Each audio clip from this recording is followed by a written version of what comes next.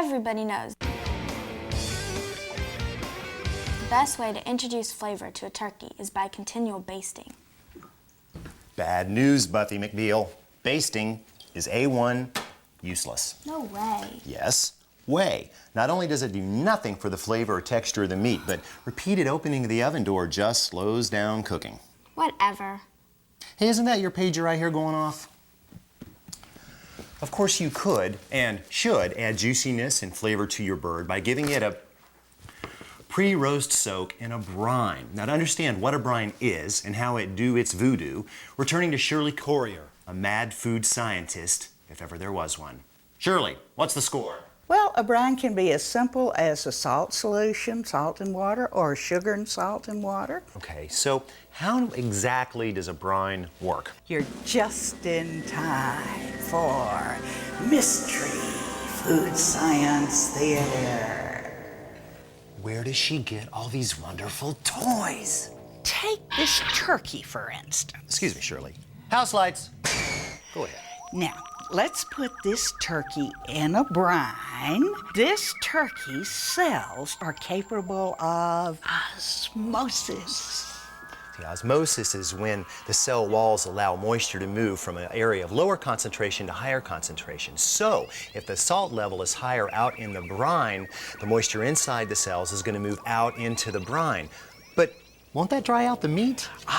But we're not done yet. Oh, okay. What happens as soon as the water outside gets diluted by the water coming out, then the liquid on the inside and the out are about the same, and the liquid's flowing back and forth, back and forth. It's equilibrium. Yes, yes.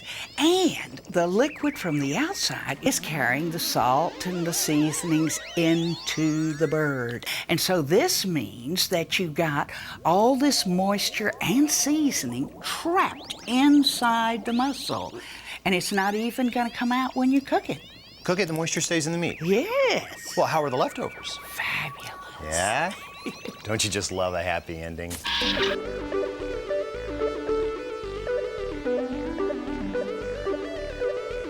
Now, for a basic turkey brine, I like to start with about a gallon of vegetable broth. And don't use the low sodium or no sodium kind, because we need the salt content. And we're even going to add some more.